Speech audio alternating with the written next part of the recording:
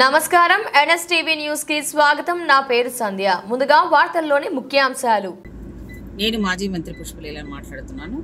ఈరోజు సోషల్ మీడియాలో బట్టి గారికి అవమానము, ఒక దళితునికి అవమానము అని మీడియాలో కానీ సోషల్ మీడియాలో చెప్తున్నారండి.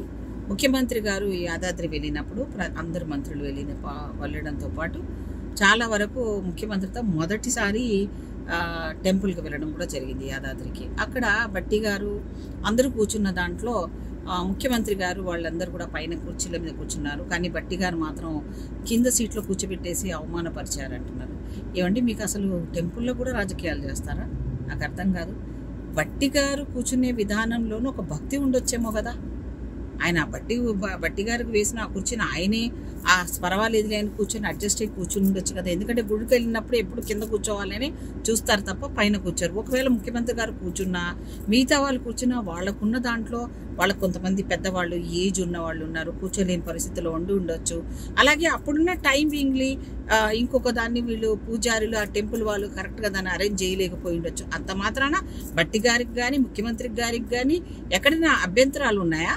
మీకు చూసే కళ్ళలో తేడా ఉంటే దళిత వ్యతిరేకిగా కాబట్టి దళితులు వ్యతిరేక పార్టీ అవమానపరిచారని మీరెందుకండి ముసలి కన్నీరు కారుస్తున్నారు? తెలంగాణ విషయంలో దళితుని మోసం చేసిన వాళ్ళు ఎవరైతే ఉన్నారో కేసీఆర్ గవర్నమెంట్, మరి వాళ్ళు ఆ రోజు దళిత ముఖ్యమంత్రి చేస్తానని చేశాడా? మరి దళితులను అనేక రకాల మోసి దళిత బంధాన్ని రాబందులాగా తిన్న ముఖ్యమంత్రి గారు లేదా ప్రతిపక్షాలు ఎవరైనా సరే ఇది అవమానం అని చెప్పడం అనేది ఇంతకన్నా మీరు చేసిన దానికంటే కాదు కదా. ఒక భక్తి మార్గంలో బట్టెన్న కానీ రేవంత్ రెడ్డి గారు కానీ ముఖ్యమంత్రి హోదాలో వెళ్ళినప్పుడు అక్కడ కూర్చునే విధానం ఎవరికి ఇష్టం వచ్చినప్పుడు వాళ్ళు కూర్చుంటారు. పోనీ అక్కడ అరేంజ్మెంట్ చేసిన టెంపుల్ వాళ్ళది ఏదైనా పొరపాటు ఉంటే వాళ్ళని అడగొచ్చు మనం.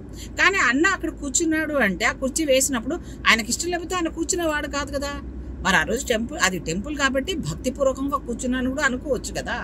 సో ఆ రకంగా జరిగిందని మీరు ఆ రకంగా ఆయనను కింద కూర్చోబెట్టారు, అవమానపరచడం అని మా పార్టీ మధ్యలో ఉన్న మంత్రుల మధ్యలో గొడవలు పెట్టడం, ముఖ్యమంత్రి గారికి మంత్రి గారికి సీఎం గారుల మధ్య ఈ భేదాభిప్రాయాలు తీసుకురావడానికి మీరు ఎంత ప్రయత్నం పెట్టినా చిచ్చు పెట్టాలన్నా కాంగ్రెస్ పార్టీలో వాళ్ళు కానీ ఎప్పుడు విడిపోరు, ఐకమత్యంగానే ఉంటాము. అలాగే ప్రజలు తెలంగాణ బిడ్డలకి ఏం కావాలని అది ఆలోచించాల్సింది పోయి ఈ పనికిమాలిన అంశాలు అంటే పనికిమాలి అంటే దేవుణ్ణి కూడా రాజకీయంగా వాడుకోవడం అనేది మళ్ళీ మీరు కూడా అదే లెవెల్లో పనిచేయడం అనేది కరెక్ట్ కాదు. ప్రజలకు కావాల్సిన కష్టాల గురించి ఒక ప్రతిపక్ష లెవెల్లో కరెక్ట్గా మార్గంలో పనిచేస్తే ప్రజలు హర్షిస్తారు తప్ప ఇలాంటి విషయాలను చేసడం అనేది ఎవరు హర్షించరు. దళిత బిడ్డలు అసలు హర్షించమని తెలియజేసుకుంటా ఉన్నాను. Thank you so much.